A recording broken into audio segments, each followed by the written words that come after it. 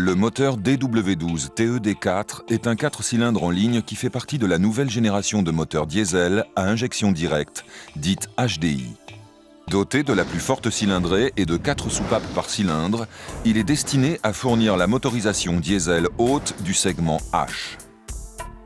Le moteur DW12 se caractérise par un certain nombre de nouveautés. 2 arbres à cam en tête, un boîtier d'arbre d'équilibrage dans le carter inférieur AEB,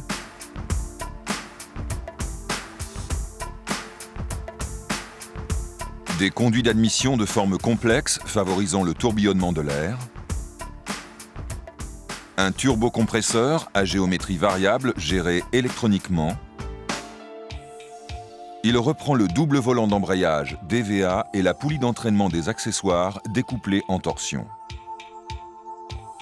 Tous les moteurs entraînent la pompe de direction assistée et le compresseur de réfrigération. Certaines adaptations sur voiture reçoivent le filtre à particules FAP. Le moteur DW12 a une cylindrée de 2179 cm3. Il développe une puissance de 100 kW, soit 136 chevaux à 4000 tours minute. Le couple est de 31,7 mètres déca-newton à 2000 tours minute. Son alésage est de 85 mm pour une course de 96 mm, avec un rapport volumétrique de 18 à 1. Le moteur satisfait à la norme Euro 3, appelée norme L4 dans le groupe PCA.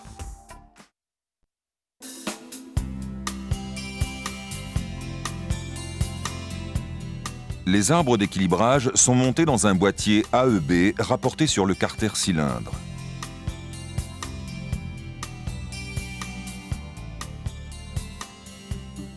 Ils permettent de limiter les vibrations dues à l'attelage mobile. Ils sont entraînés par une couronne dentée frettée sur le flasque numéro 3 du vilebrequin.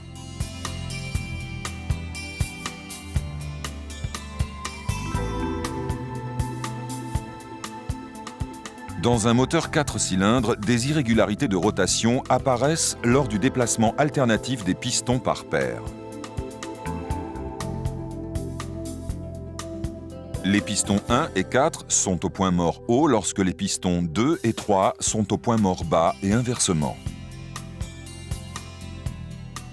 L'effort développé par la paire descendante, explosion diminuée de l'effort d'aspiration à l'admission, est différent de l'effort nécessaire à la remontée des 2 autres pistons, compression plus échappement.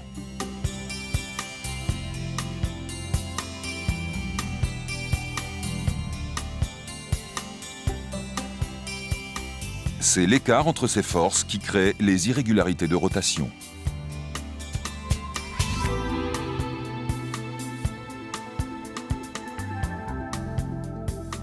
L'ensemble de ces mouvements parasites, occasionnés par les forces alternatives, est compensé en créant des forces antagonistes au moyen de masses tournantes portées par les arbres d'équilibrage. Pour s'opposer aux forces alternatives, les masses doivent se trouver en position basse chaque fois qu'une paire de pistons se trouve au point mort haut.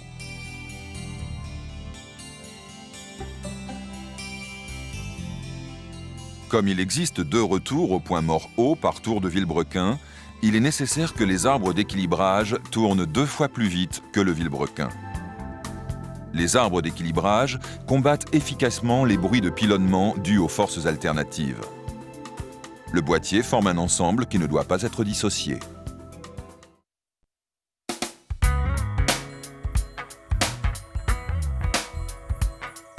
Le moteur DW12 reçoit un double volant d'embrayage particulier destiné à combattre l'acyclisme.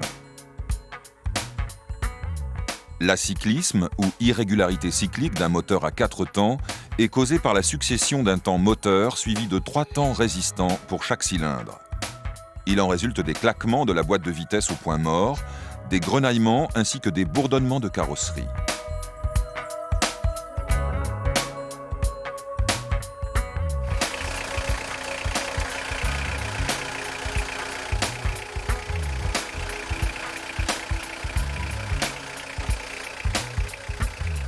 Ce problème est habituellement combattu par l'inertie du volant moteur et par le moyeu amortisseur de la friction d'embrayage. L'utilisation du volant double procure un potentiel supplémentaire d'absorption des vibrations. L'ensemble comporte un volant primaire lié au moteur. Il reçoit la couronne d'entraînement par le démarreur et la roue cible de position et de régime. Un volant secondaire, centré sur un roulement, reçoit le mécanisme d'embrayage.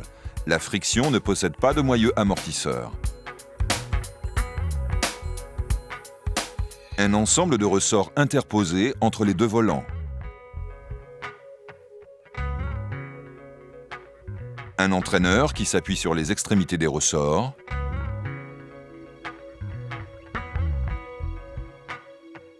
Il est rendu solidaire du volant secondaire par des rivets. Cet assemblage autorise de forts débattements. Retrouvons les composants. Le volant primaire,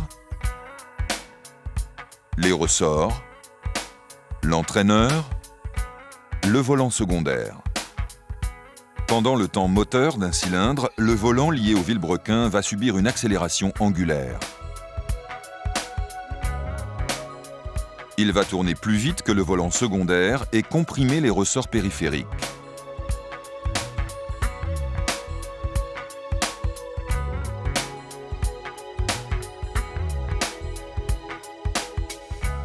Pendant les temps résistants, le volant moteur va ralentir, mais la détente des ressorts périphériques va compenser la perte au niveau du volant secondaire.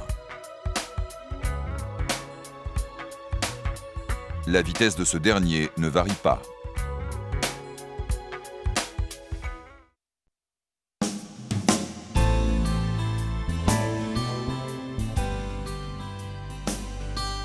La poulie d'entraînement des accessoires est fixée sur le vilebrequin par une vis.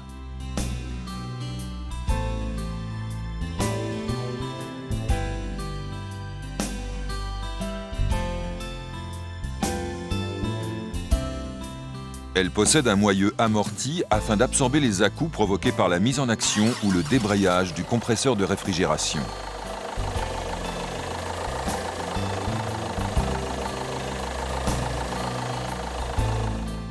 Elle est de plus découplée en torsion. Elle comporte un moyeu solidaire d'un flasque qui entraîne un volant d'inertie avec interposition d'un anneau de caoutchouc adhérisé.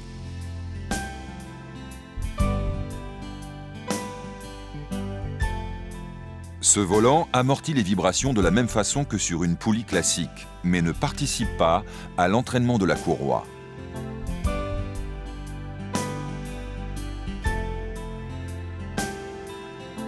Un second flasque reçoit par adhérisation un anneau de caoutchouc qui le relie à la jante de la poulie, tout en la maintenant centrée. C'est cet anneau qui assure le découplage en torsion.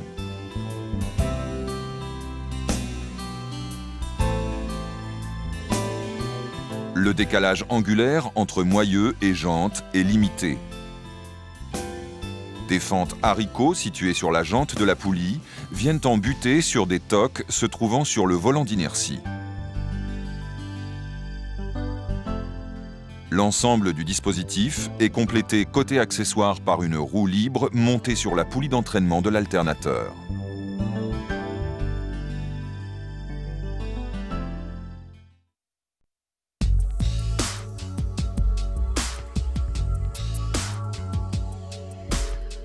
La distribution est protégée par 3 carters.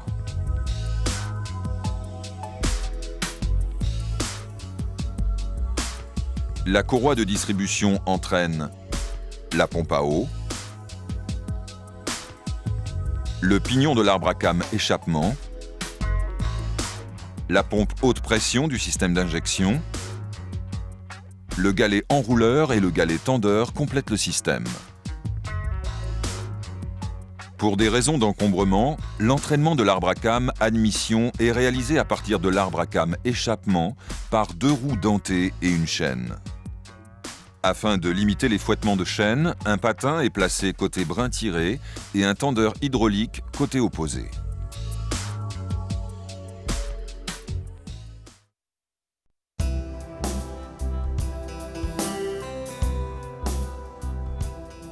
Le circuit d'alimentation en air comporte un dispositif d'amélioration du remplissage appelé swirl variable.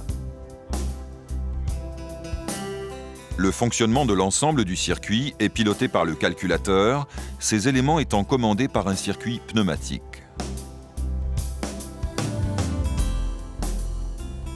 Le swirl variable a pour rôle d'optimiser le mouvement tourbillonnaire de l'air pendant la phase admission pour aboutir au meilleur compromis performance anti-pollution.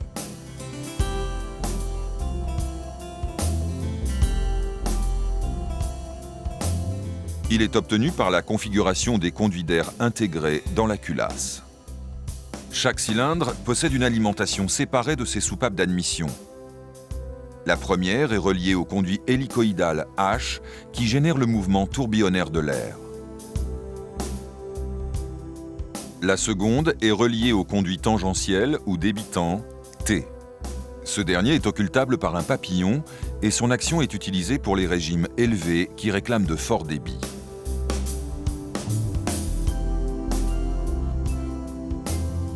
Les 4 papillons sont reliés par un axe et actionnés par un poumon pneumatique. Leur ouverture est du type tout ou rien.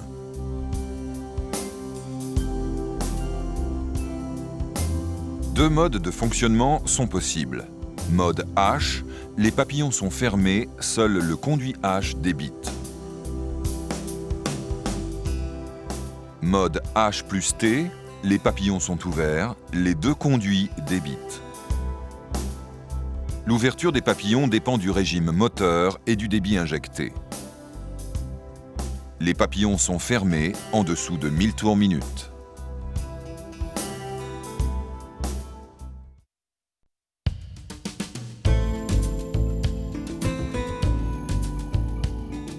Le moteur DW12 est équipé d'un turbocompresseur à géométrie variable simplifiée d'une nouvelle conception.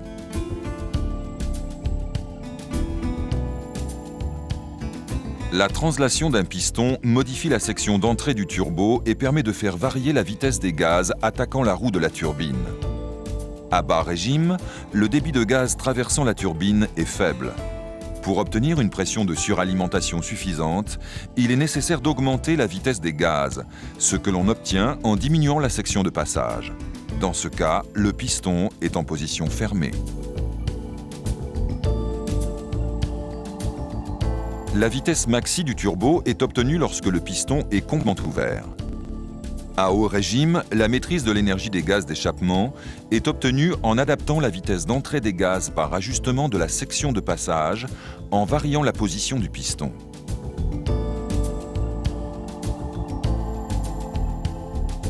Dans tous les cas, la totalité du flux de gaz traverse la turbine. Le déplacement du piston est obtenu par un poumon piloté en dépression par une électrovanne commandée proportionnellement par le calculateur.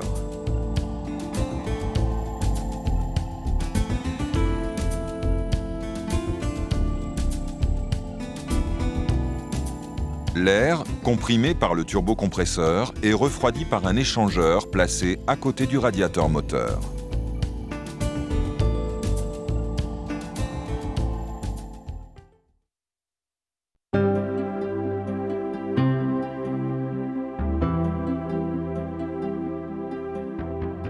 Ce dispositif a pour fonction de diminuer la production d'oxyde d'azote, NOx, qui se forme lorsque de l'oxygène et de l'azote sont soumis à des températures supérieures à 1800 degrés Celsius. Le résultat est obtenu en remplaçant une partie de l'air d'admission par des gaz pauvres en oxygène, gaz d'échappement.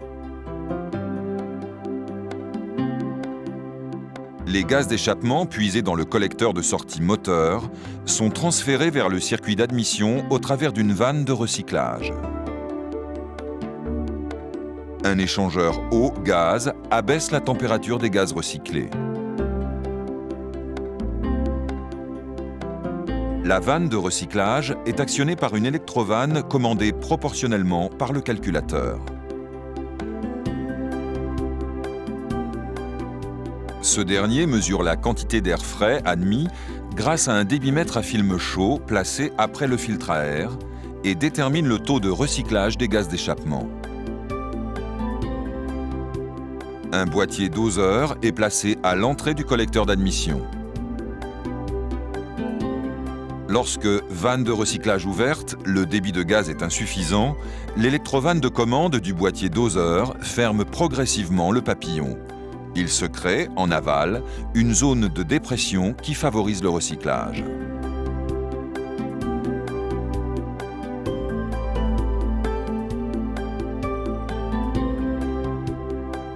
La combustion du gazole est génératrice de particules de carbone. Le moteur HDI limite fortement la production de ces dernières. L'adoption future d'un filtre à particules FAP permettra de diminuer les derniers rejets.